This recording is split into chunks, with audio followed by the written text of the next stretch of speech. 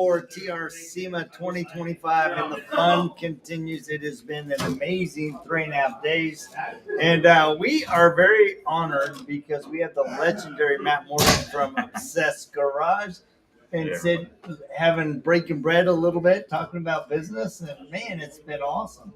I've been having a blast just hanging out.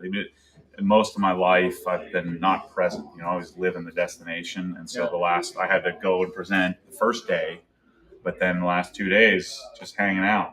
Just seeing the shenanigans behind the scenes. I've been vlogging behind the scenes, and just you've been blast. everywhere with your camera set up, and watching Anthony eat 45 times a day. It's funny because I've got like zero detailing product footage. It's been all whatever Anthony's eating. Well, that's what we've been just trying to. Our goal has been to go into every restricted area in the facility. So if OSHA looks at our video from this morning, the rag company's in trouble. But stuff like this to me is about the relationship. Developing the relationship, solidifying relationships you already have, spending time with like-minded people. And that's why I came. It wasn't to find some new great product. If that happens, great. But I was out testing the new Ego pressure washer, see if that was something that was viable. But to me, it's been the people. Because when I started doing this I'm not a detailer. I was just an enthusiast, right? Yeah. And so when I started doing this, there was like this kind of the beginning. 10, 12 years ago, there was this. Hey, you don't belong. Right. And so, to feel like you belong is kind of a really cool part about this experience. Well, and these guys have such a great inviting environment. I mean, even just the segment where you guys were out there seeing how poorly those guys cook meat.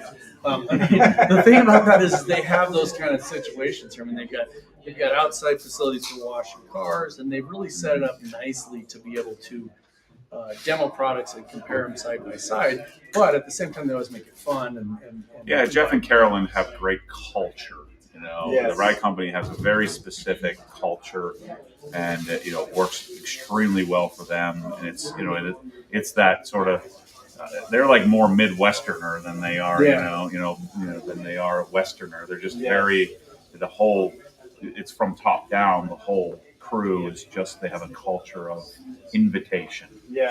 Bring everybody, include everybody. I'm going to be doing, Jeff and I are partners on some of the Amazon stuff. They're going to help me take, some of my products that I've engineered to Amazon and make it available. Because one of the struggles is that we're in Florida, and so if you're on the West Coast and you order something and you need it for that week, it takes 8 days to get there. Even if we ship it out that second.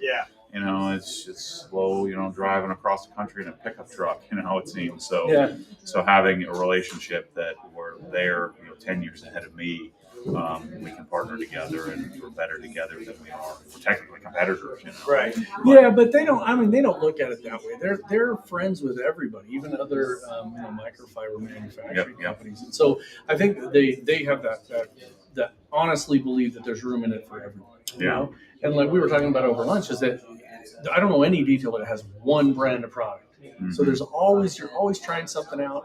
I've got my favorite this or my favorite that. And I like that wheel coating better. I like that one. And things like that. So they bring all of that together because they've got multiple brands that have similar products, but they have their following, right?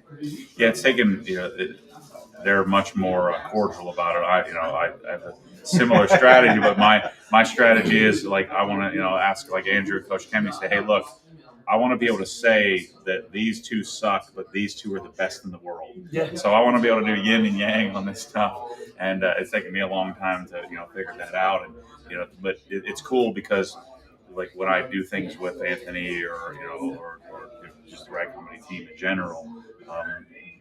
We have like different philosophies, but we can kind of come together in culture.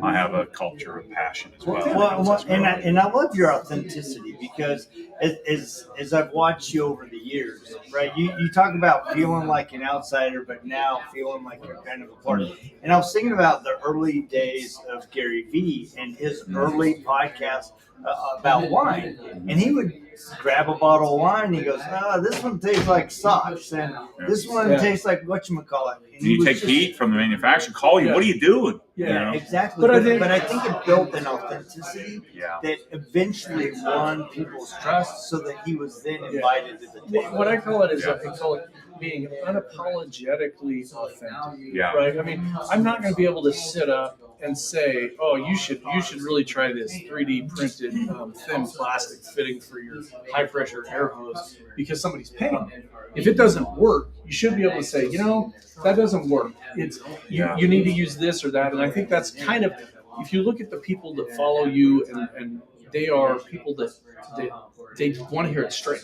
They don't want to hear the fluff. They don't want to be like, here's Rod's products, and they're all great. Because, as we all know, that most companies have a good product. They have one or two, and the rest of them, they may not. And you can ask, some of the people are very authentic. If you ask Dave Phillips from PNS, he will tell you that this is our really good product. This one's not as great. There's other people that have I'm still working on I'm this. still working on this. Yeah. I was actually at an event where we were at a different product company's training, and he was talking to me and he was talking to Bob, and he goes, "We really need to work on ours because that one has such a longer working time." And he was praising a competitor, which that's very refreshing to me, knowing that somebody's authentic. I'd rather have that than have somebody blow smoke, right? Yeah, I mean, I had that. I got a couple of things really early on for free, and I just even if you're a jerk, like you can't, like, you speak differently about when somebody provides you with something, you're kind of beholden to that. You're in a tough spot. Recently, a brand sent me something, I didn't like it, and I didn't want it, and they just kept trying to send it to me. Like, I would have preferred to buy it. That way I could feel better about, hey, if I don't like this, I want to be able to say, what I've learned as I've matured, there's appropriate authenticity and inappropriate authenticity as well, too. Yeah, exactly. No, I totally get it. Like, we have these two brands now, and so it's really the one chance that we've had to compare side by side two products that used to compete with each other. And we can literally tell you what's good about this one and what's bad about this one. And, we've melded two of the things together. We took something that was in one software, put it in the other one, and vice versa, to make both of them better. But I think that's the part where people have a hard time, is they tattoo a brand on their arm. And then when you go to the shop, you go to the shop and you open up the cupboard, they're like, "Don't open that cupboard because it's got somebody else's stuff in it." So it's hard. There's stuff all over that's good, and there's stuff that's great. And stick with the great stuff. And and there's some subjectivity in that as well, and experience, and you may like something that I don't, but objectively, a great product, even if it's not your favorite, is great. You can't, and so I think that becomes undeniable. Right. There's an undeniability of something that's great, although from person to person there may be some subjectivity, but I think that if it's great, and that's what I tried to build my reputation, and the store was kind of a byproduct. Becoming a retailer, a curator of things was a byproduct of the marketplace screaming at me that, hey, you're on to something here. We'd like to, tell me what to get. Yep. And then trying to send people to a place that wasn't an experience I was hoping to have. Be a lot of obscure websites that didn't have great user interface. You weren't sure if you were getting the product you were buying, and then aggregating and putting all that stuff together in one spot. Or like when the Prenzel pressure washer package, sending people to 12 different websites to get it. I'm like, I just need to put this together. And then that was a discovery. But I think it's very interesting. One of the early times that we met you, we were at SEMA at dinner with the rag company, and there was a kid, and he was a kid. He's like 24 years old. He's a YouTuber, and it was interesting because you asked him. You said, "Now you're putting this money away, right? You're not just going out and spending it." And he did. The kid's very, very smart. He's a big name YouTuber guy, but it was interesting because I saw there was a genuine concern for this person's well-being, just on the fact that you kind of lived that and seen other people go down it, which is kind of your whole brand. It's like, in fairness, I think I was his financial advisor. I was probably still in wealth management then. So I think I was his advisor, and that probably was going on. But that's the whole kind of idea behind your brand. It's like, look, I've dealt with this. I've messed up. Learn from Jody and I do all the time. Like, look, I've got. In my home shop, I have what I call the wall of shame. and I have stuff that I've broken or things that I've done stupid shit with, that you go, okay, don't do that. This is it just reminds you what not to do. What you're talking about, I mean, a lot of people have opinions, but I think there's a difference between an opinion and experience. Yeah. Now you're still providing technically an opinion, but an opinion isn't necessarily based on much. Right. It can or can't be based on some sort of fact. Yeah. And so that trial and error is what you're talking about. Is life is hopefully when you're presenting, if you're in the business of hopefully providing value to people, that you're providing your experience and not just your opinion on things. Because an opinion oftentimes you can show up unprepared with no chops or no data backing it. And so that wall of shame is your value proposition to the world, right? It's like, look, this been there, done that. Wouldn't recommend it. Yeah, don't do that again. Don't do that again. It's like scars. You're like, ooh, don't do that. So I think that is, I mean, in a realistic world, that's what anybody that goes to a training or they go to an expert or they go to a friend or an advisor or anything. You do that with anything: financial advising, detail advising. Yep. You got certain people you call, right? I got people that I call that I'm like, hey, I got this really crappy thing. What do I do with this? I call them because of the experience and because their knowledge, not because of the brand.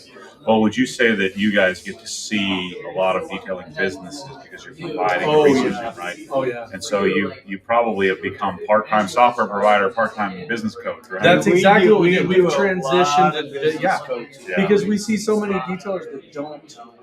Their margins are off because they don't include wear and tear on the machine, and they don't include enough consumables.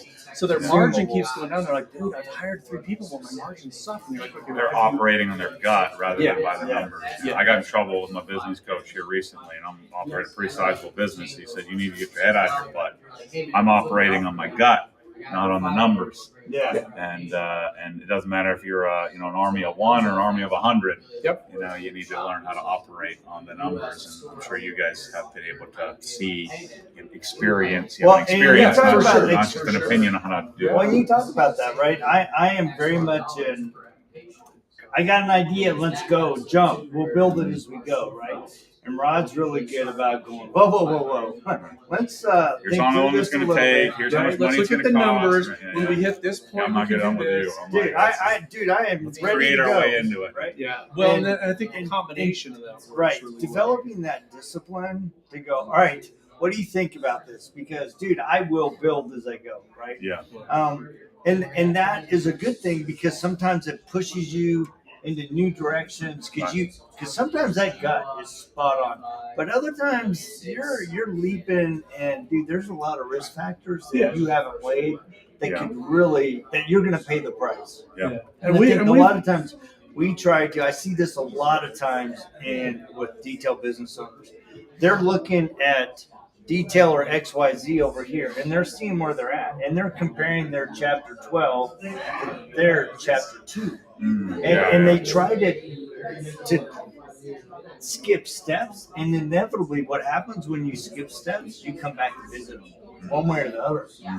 Yeah, but recently we've been looking. There's a gentleman that we know that we've been doing software for him for a long time, and he's retiring, and he offered us his business. And so we were looking at it, and Jody's like, "We're going," and I'm like, "Hold on," and I looked through like the last 5 years P&Ls and all the numbers, and I said, we're going, because at that point it made sense. Yeah. It's one of those that every once in a while you get the no-brainer, you look at it, the numbers make sense, let's go. Yeah. Sometimes, and to me, it's always like you do have to go off of a gut, because if you look at it and your gut goes, oh, this is really risky, you want to take a second look. But there's other times where you can just go. I mean, you just know it, right? It's like a person, they have the right personality, they have the right fit, And like when we hire employees, we hire for fit. We don't hire for necessarily experience. And I think that it works better for us that way. We've hired people who have massive experience and master's degrees and all this stuff, and they're not with us because they didn't have the fit. Are you centrally located, like all your employees come into the office? Or They come in a couple of times, so we're very hybrid. We have a couple of gentlemen. One guy's in Michigan, one guy's in New Hampshire, one guy's in New Zealand. He just moved there. He's from Idaho. But everybody else is right here in Boise, Idaho, but they'll come in a couple of days and then at home. Gotcha. But you guys are both here. Yeah, the whole company's based here in we're 12 of the like 14 6 miles out. Okay. So Yeah. we're close. So, and we have we do have a very tight-knit group. We've had people that have been with us for 12 or 13 years. So. And your core audience, your core customer base are they is it mobile? Is it shop? So that's one of the reasons question. the detail bookie side of the software. Detail bookie works really well for the single 1 to 2 operator mobile or one fixed location type of thing. Whereas Road FS, we go all the way up to where we've had customers with 1,000 employees. We got dealerships and Vroom was the guy that serviced Vroom when they were in business, and they were doing 144 cars a day in the detail bay. And so it really varies. And so, like you were saying earlier, we've become more than just like we provide your software. I've flown down there to help them set up the lanes and get efficiency in their painting process. I restored cars when I was younger, and so we were setting up their paint booths for efficiency, but also using the software. So it kind of goes the whole gamut, and that's where we realized early on we can't be all things to all people. And so the one side of it serviced this better, and that's one of the reasons we realized it was interesting because a lot of times new competitors, detail booking came into the market, others came into the market, and people go, "Oh, how are they affecting you?" I'm like, "Are they hurting your business?" We're like, "No, actually, it helps us." Because what it has done is it's created an environment where detail business owners, they're going, "Oh, I need a CRM."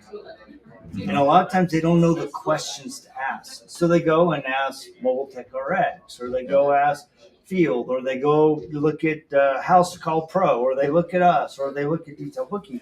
And when they're starting to ask these questions, they're like, all right, this is what I need for my business. Because whenever we bring somebody on, we're always like, tell me about your business. Because if you're a single operator and you're mobile, dude, I'm going to go on Detail Booking.